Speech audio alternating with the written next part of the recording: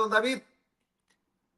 Déjeme agradecerle al magistrado por este tiempo que nos ha concedido para Sin Censura. El magistrado se comunicó vía Twitter, intercambiamos por ahí mensajes y le dije, pues don Felipe, regálenme unos minutos y nos ha concedido estos minutos para hablar sin censura. Magistrado, le agradezco mucho que nos acompañe en este espacio libre como el viento. Gracias por acompañarnos. Muchas gracias, Vicente. Es un gusto estar con todo su auditorio. Estamos para servirle. Hemos sido críticos, muy críticos en medios independientes como Sin Censura, del actuar al interior del Tribunal Electoral del Poder Judicial de la Federación.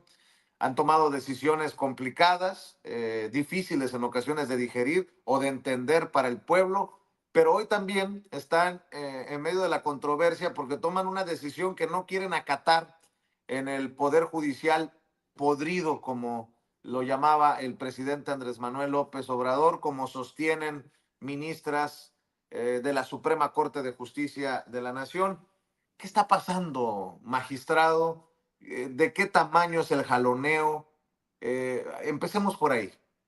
Mire, don Vicente, esto es una telenovela que ha ido sucediendo por episodios. Quiero decirle a todo nuestro auditorio que es una telenovela que va a terminar como todas las historias de telenovela con final feliz. Va a haber elección, va a ser conforme a la Constitución y seguramente no hay duda alguna que habrá ministros, magistrados y jueces electos de manera popular, porque eso es lo que establece la Constitución. Es muy importante hacérselo notar. Pero ha sido una telenovela. A ver, fíjese usted que una vez que quedó aprobada la reforma judicial, se establecieron 3 comités, uno del Poder Ejecutivo, otro del Legislativo y otro del Judicial. La idea era que estos 3 comités seleccionaran a los candidatos que competirían en la elección del próximo 1 de junio. La idea también era que cualquier persona que deseara competir se inscribiera en 1, 2 o los 3 comités. Y el comité evaluara, de acuerdo a los criterios diferenciados de cada comité, quién era la persona idónea para ocupar el cargo. Bueno, cuando se instalan los comités, comienzan su trabajo, comienzan a prepararse listas, extrañamente, lo quiero decir así, esto es muy importante enfatizarlo, extrañamente, los jueces de amparo comienzan a otorgar suspensiones para que los comités dejen de actuar. ¿Por qué dice extrañamente? ¿Por qué dice extrañamente? Extrañamente, porque, a ver, mire, más o menos desde sexto semestre de la carrera, a veces desde quinto, es decir, cuando llevamos los temas de constitucional, de amparo y de procesal constitucional, todos los abogados de México sabemos y entendemos que no existe el amparo electoral. No se pueden meter los jueces de amparo en materia electoral. Todavía más, en la ley de amparo hay una improcedencia expresa respecto de cualquier tema que tenga que ver con electoral. Es importante.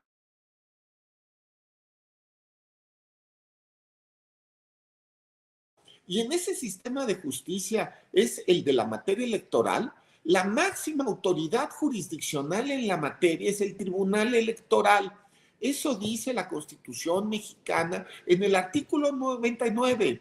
El Tribunal Electoral es la máxima autoridad en la materia y dice, con excepción de lo relacionado con el artículo 105 de la Constitución. Y el 105 se refiere a acciones de inconstitucionalidad, que eso le corresponde a la Corte. Es decir, el Tribunal Electoral es el Tribunal Supremo de México respecto de las materias que le corresponden. Bueno, sucede entonces que los jueces de amparo de forma extraña empiezan a conceder suspensiones respecto de temas electorales. Yo hago una bromita que si me permite la voy a repetir, que es, a ver, si tanto le gustaban a los jueces de amparo la materia electoral, pues que entonces aplicaran las reglas electorales. Y resulta que el artículo 41 de la Constitución dice claramente que no puede haber suspensión en materia electoral. Es decir, está prohibido por la propia Constitución que haya suspensiones. Entonces, tenemos una actividad totalmente irregular por parte de los jueces de amparo. Uno, se meten a lo electoral. Dos, no aplican las reglas electorales, sino las de amparo. Ahora, viene esta cuestión en la cual le notifican a cada uno de los tres comités las suspensiones. El comité del Poder Ejecutivo no les hace caso porque dice justamente pues, que la máxima autoridad electoral es el Tribunal Electoral, que por otro lado el tribunal ya ha dicho que no existe la suspensión en materia electoral. Lo mismo hace el Comité del Poder Legislativo, pero el Comité del Poder Judicial decide parar, suspender actividades. Quiero hacer notar que la suspensión de actividades es algo muy grave, porque si se suspenden las actividades por parte del comité, esto podría llevar al hipotético caso de que no hubiera candidatos del Poder Judicial, lo cual iría en contra de los derechos de los candidatos que fueron a inscribirse al Poder Judicial, pero también de la gente, los derechos de la gente de votar por los candidatos del Poder Judicial de ese comité en particular. Déjame preguntarle, magistrado, si es extraño este actuar de los jueces, más extraño es que el comité haya decidido no acatar lo que ustedes deciden y prefirieran correr, por decirlo de alguna manera. ¿Qué hay detrás? ¿Qué ve detrás? ¿El accionar político, la mano de Norma Piña, la ministra presidenta de la Suprema Corte de Justicia de la Nación? Aquí hablamos sin censura, magistrado. Mire, yo le voy a ser sincero,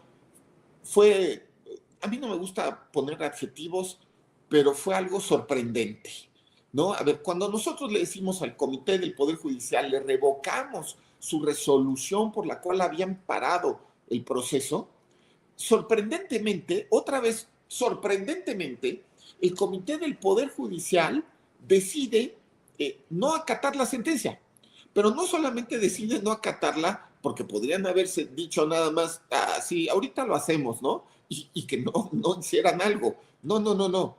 Nos envían un oficio en el cual con toda la claridad del mundo nos dicen que no piensan acatar nuestra resolución. Esto es algo que yo nunca había visto. Una autoridad judicial decidiendo no acatar una sentencia definitiva por parte de la máxima autoridad en la materia. Claro, en este comité, también hay que decirlo, estaban presentes o lo integraban 3 magistrados de circuito. Es decir, estos 3 magistrados pues formaban parte de asociaciones de magistrados y formaban parte de la Judicatura Federal. No sé si eso tuvo que ver en la toma de decisión, habría que preguntarle a ellos. Ahora, cuando esto sucede, el Tribunal Electoral pues podría haber tomado una actitud pasiva y decir, uy, pues ya no va a haber candidatos del Poder Judicial, aquí muere. A ver, el problema número 1, ya se lo dije, sería frustrar el derecho de los candidatos que se fueron a inscribir al Poder Judicial, algunos de los cuales solo se inscribieron en el lado del Poder Judicial. Y todavía peor, que es una cuestión y una gran paradoja, muchos de ellos eran jueces y magistrados. ¿Por qué se lo hago notar? Porque los jueces y magistrados, jueces que querían ser magistrados, magistrados que querían ser ministros y que querían someterse al procedimiento que se encuentra en la Constitución, iban a tener frustrados sus derechos por el propio Comité del Poder Judicial. Una paradoja enorme. Bueno, pudimos haber dicho, no pasa nada, pero por supuesto esto también llevaría a la deslegitimación de la elección. Esto también tampoco era deseable, porque la Constitución establece que tiene que haber candidatos de los 3 comités. Bueno, entonces, siguiendo viejas jurisprudencias desde los años 2000 y 90, el Tribunal Electoral decidió tener una actitud activa a fin de que se restableciera el Estado de Derecho. porque claramente, perdón que lo diga de esta manera, el comité del Poder Judicial estaba actuando con rebeldía. Una palabra que utilizamos los mexicanos, los abogados mexicanos, es con contumacia. Es decir, sabían que estaban obligados, pero no querían actuar. Entonces, lo que hicimos fue, pues en plenitud de jurisdicción, asumir las facultades del Comité del Poder Judicial y que la lista de candidaturas del Poder Judicial fueran directamente pasadas a la tómbola. El Senado de la República, en cosa de unas horas, va a sortear de entre los propios miembros del listado del Poder Judicial, va a sortear los candidatos del Poder Judicial. Es decir, nosotros quitamos la piedrita en el camino que estaban queriendo construir para deslegitimar la elección probablemente desde una perspectiva constitucional.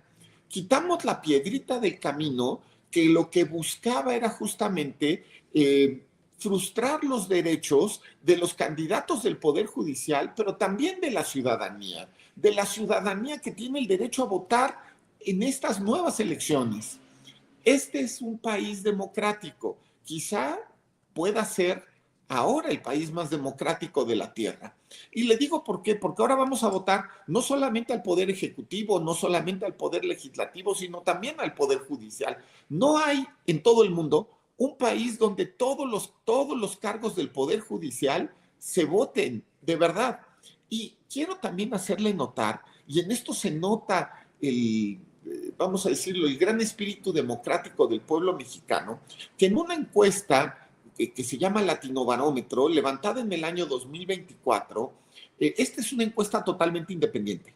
Nadie la paga, o sea, no la pagan los gobiernos del mundo, es completamente independiente. Latinobarómetro determinó que en 2024 los mexicanos alcanzaron su mayor satisfacción histórica con la democracia. México es el tercer país de Latinoamérica con mayor satisfacción en la democracia y más de la mitad de los mexicanos piensa eso por primera vez en la historia de esa encuesta. Desde 1995 y hasta hoy nunca había habido tal satisfacción con la democracia en México y estamos en uno de los puntos más altos en que los mexicanos piensan que la democracia es el mejor sistema de vida. Bueno, se tomó entonces la consecuencia jurídica que el Senado hiciera la chamba de hacer la tómbola determinará quiénes serán las candidaturas, habrá candidatos del Poder Judicial en las boletas, serán votados y el pueblo de México podrá ejercer sus derechos.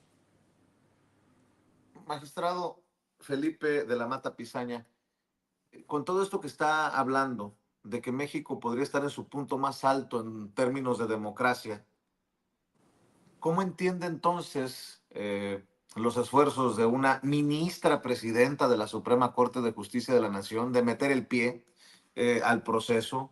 ¿Cómo entiende incluso lo reacio que ha sido, pues, estos años de si me permite la expresión, de la 4T, con magistrados como Reyes Rodríguez Mondragón?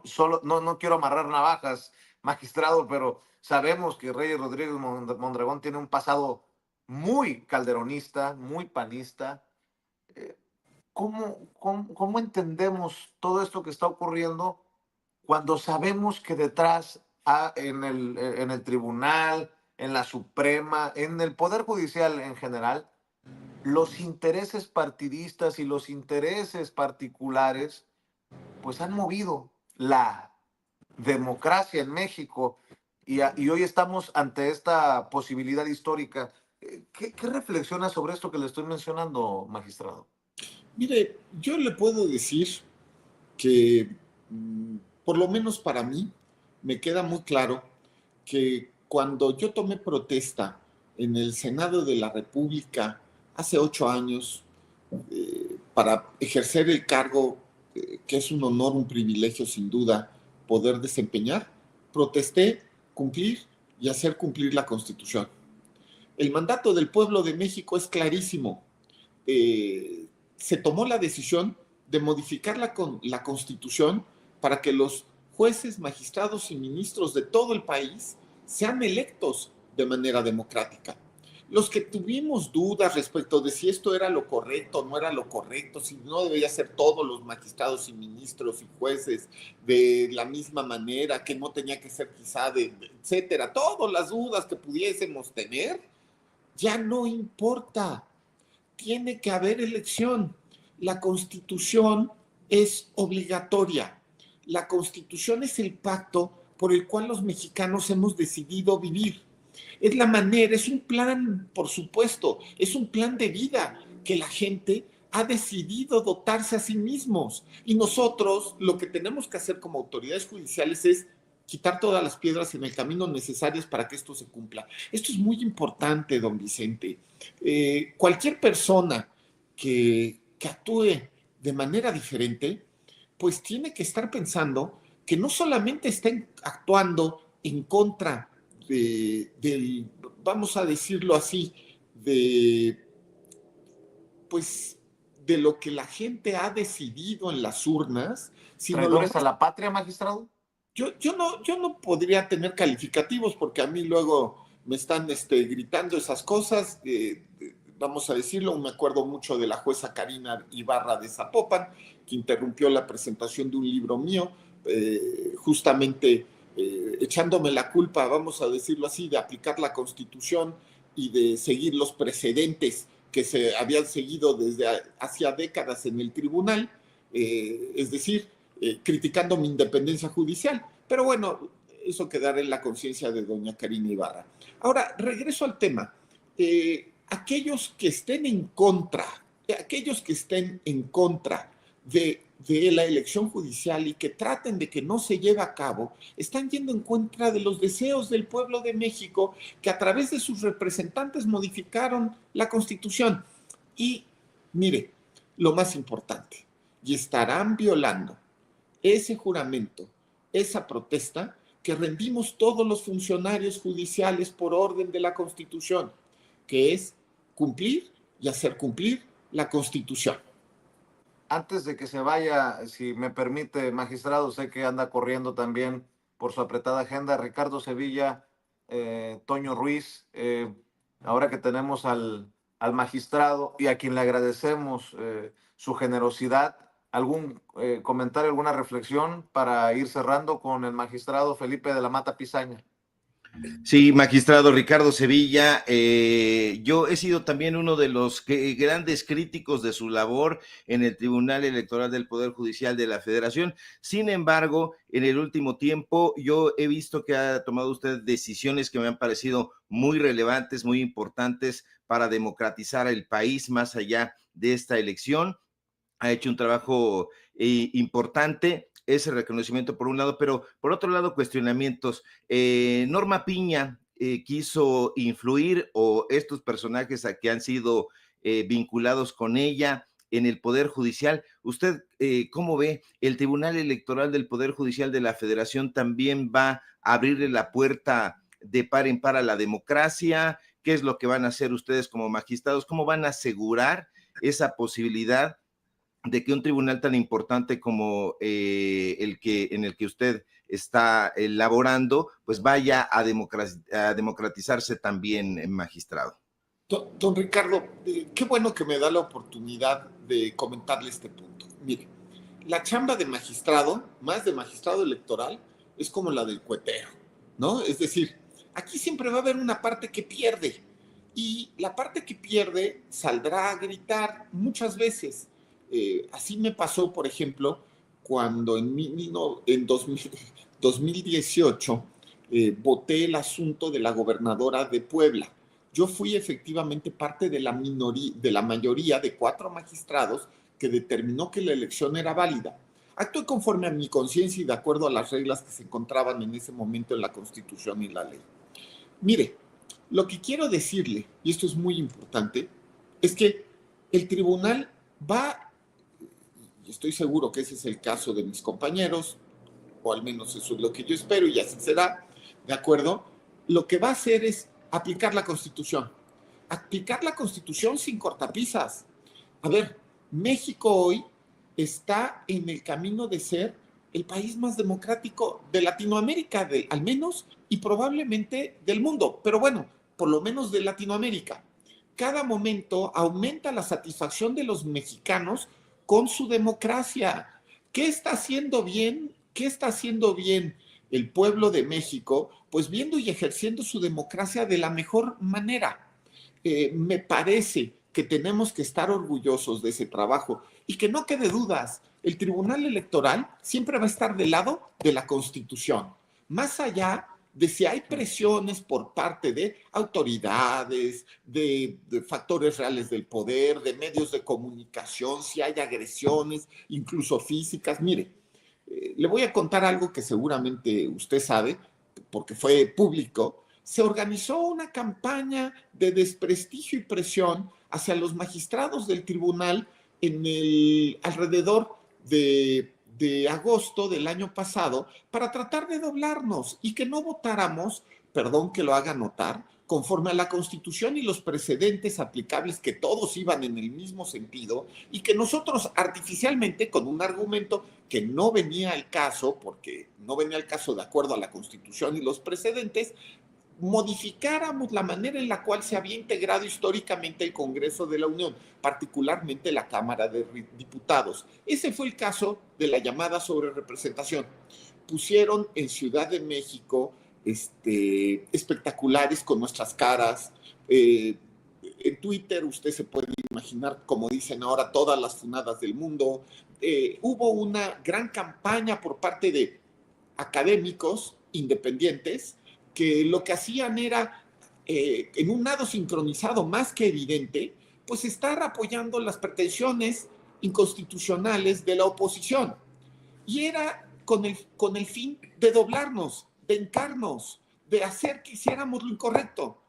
Pero... ¿Ya definieron quiénes estaban detrás de esa campaña? ¿Claudio X González? ¿Quiénes?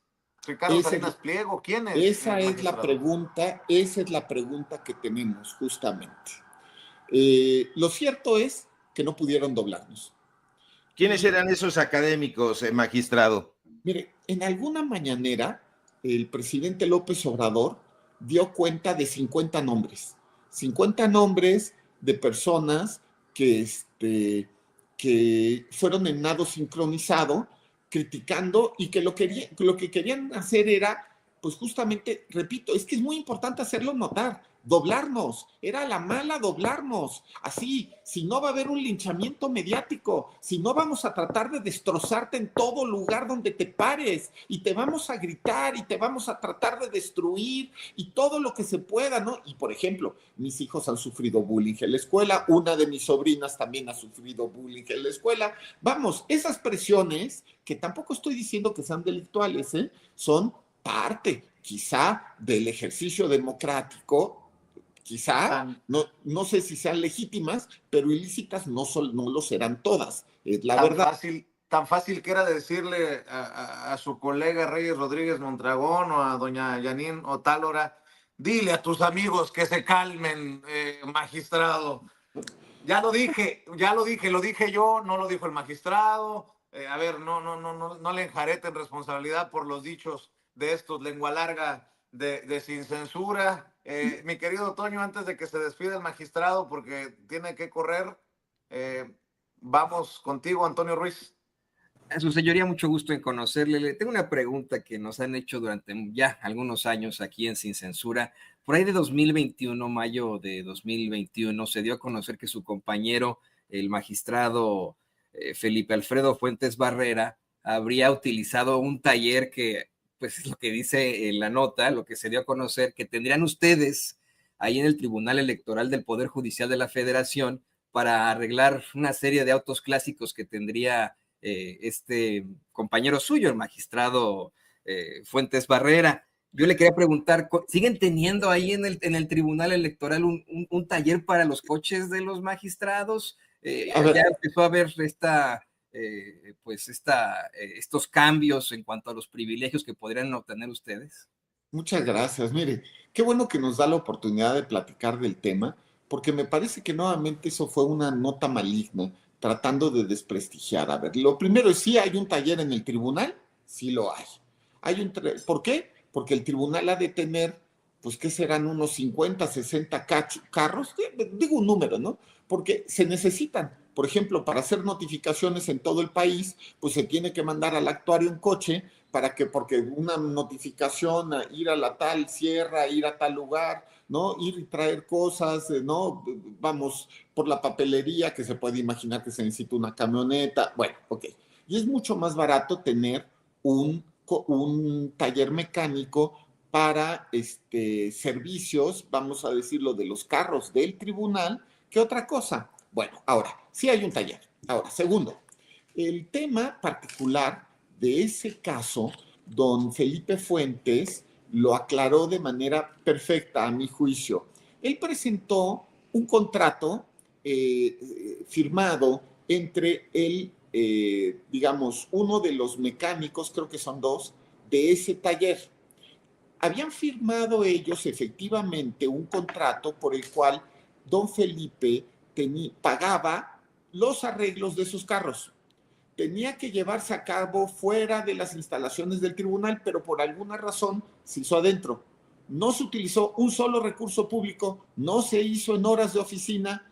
Todos estos carros fueron, digamos así, efectivamente modificados o mejorados, pero con recursos privados del magistrado.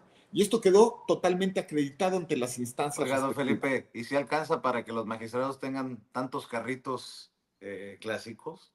Pues no sé qué tantos fueran, esa es la verdad. Creo que eran dos, pero la verdad es que no sé. Lo que sí es verdad. ¿Cuántos tiene usted, tu señoría? ¿Cuántos carros clásicos tendría usted? Aquí, para presumirles, tengo un Porsche 77, que era de mi mamá.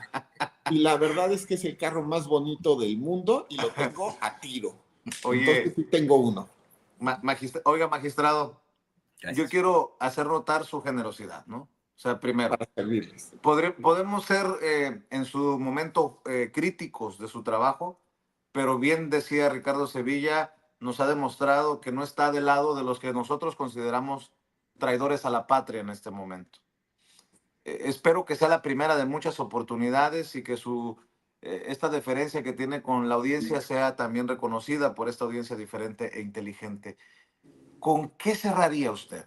En momentos en los que estamos bajo ataque de fuerzas extranjeras, estamos bajo la inconformidad de los que cada vez son más irrelevantes, pero hacen mucho ruido al interior, en momentos en que no hay un cierre de filas en torno a la presidenta, pero tiene el 80% de acuerdo a las encuestas de aprobación, en momentos en que ustedes también están como parte importantísima, clave de estos procesos históricos. ¿Con qué cierra? ¿Qué ve, magistrado, hacia el futuro? No sé qué tan cercano o qué tan lejano, pero ¿qué ve, magistrado Felipe de la Mata Pizaña, para cerrar? Mire, es muy importante que la audiencia sepa que el Tribunal Electoral del Poder Judicial de la Federación no está con ningún grupo, con ningún partido, no. Está, primero, para obedecer los mandatos de la gente que son plasmados en la Constitución. Si hay algún partido al que pertenece el Tribunal Electoral, es el partido de la Constitución. Y la Constitución no es ni un poema, ni una novela, ni algo bonito que algún día quizá alguien cumpla, no. La obligación, la Constitución es antes que nada un cuerpo normativo de carácter obligatorio. La Constitución se va a cumplir. Va a haber elección el 1 de junio. Se regirá por los criterios que se encuentran en la propia Constitución. Habrá jueces, magistrados y ministros electos por el pueblo, aunque esto no le gusta a todo el mundo. Aunque no lo acepte Norma Piña, aunque no lo acepten todos los que forman parte de esa cultura de los privilegios que no quieren soltar prenda. Magistrado, espero que sea la primera de muchas oportunidades. Le agradezco a nombre del equipo de Sin Censura, de nuestros compañeros Ricardo Sevilla, Antonio Ruiz y de esta audiencia diferente e inteligente que espera que los protagonistas se expresen aquí, como decimos, sin pelos en la lengua. Muchas gracias, magistrado, y estamos al pendiente. Que pase excelente día. El magistrado Felipe de la Mata Pizaña. Pues mi querido Toño, mi querido Ricardo, creo que nos deja ahí mucha carnita y yo te quiero agradecer, Ricardo, también porque en tu generosidad te has quedado a contribuir y siempre importante tu contribución, igualmente, Toño. Y bueno, pues que el que se beneficie sea el pueblo que no está siendo informado correctamente o que está siendo informado con un sesgo en los medios corporativos. Ricardo, ¿con qué cierras? Sí, muy importante esta frontalidad con la que habla Felipe de la Mata Pizaña, un magistrado que ha tenido decisiones polémicas, eso no se puede cambiar, pero también tiene razón en esta parte, en donde decir, bueno, pues terminan ellos como los cueteros. Sin embargo, hay una carga ideológica, estos magistrados no son extraterrestres y tienen su corazoncito latiendo ya sea más hacia la derecha o más hacia la izquierda. Vemos que en este último trayecto Felipe de la Mata está sensibilizándose con la democracia. Yo lo celebro esta apertura, este diálogo y que hable con esa frontalidad ante los medios de comunicación independientes. Esto es justamente lo que no le gusta a Raimundo Rivapalacio, es justamente lo que lo enfada, que los actores políticos reconozcan en los medios de comunicación alternativos justamente eso, una alternativa fresca, distinta, diferente de dirigirse a la audiencia, que haya estos cuestionamientos y los cuestionamientos que se plantea la gente son los que nosotros estamos poniendo ante ellos para que los respondan. Eso es lo más importante. Si va a haber un cambio en el Poder Judicial, que sea en todos los sentidos, no solamente en su actuación, sino en su comunicación, en su ejercicio, dentro y fuera del Poder Judicial, y creo que es una muy buena ruta. Ojalá que Norma Lucía Piña también aceptara este tipo de intercambios. Yo lo dudo porque ellos quieren seguir viviendo en una burbuja, en esa burbuja de privilegios donde solamente aceptan entrevistas a modo, tal suerte que bien por Felipe de la Mata Pizaña, como dices tú, mi querido Vicente, ojalá sea la primera de muchas conversaciones con él y con el resto de magistrados, ministros, jueces y aspirantes. Querido Ricardo, ¿por qué no cerramos invitando a la audiencia de Sin Censura a tus trincheras, maestro? Claro que sí, mi querido Vicente, público memorioso, te quedaste pensando en esto y a mí me gusta eso porque hace reflexionar justamente en la importancia que están teniendo ya los medios de comunicación alternativos, los medios de comunicación independientes. No por nada están temblando ahí en la derecha, Raimundo Rivapalacio, con este odio tremendo que tiene a las nuevas voces, a los nuevos formatos. Síganme justamente en esos nuevos formatos, en X, @Sevilla Crítico, en Facebook, Ricardo Sevilla, sin nada más. Síganme, por favor, en paralelo24.mx, en los datos duros. Hoy tenemos informativo en punto de las 9 de la noche y en podcast, Datos Duros Podcast. Síganos también, ya está ahí el nuevo episodio y, por supuesto, aquí en la familia Sin Censura, donde somos orgullosamente miembros. Fuerte abrazo, mi querido Vicente, Toño, público memorioso. Mi querido Ricardo, por favor, ya no le compartas tu colección de Cerati, Soda Stereo al vecino de la Raki, cabrón. Se me hace que lo hiciste con toda la intención. Es broma, porque luego no vaya a salir a la Raki a decir, fueron los de Sin Censura. Te mando un abrazo, maestro. Cuídate. Que pases excelente día. A ver.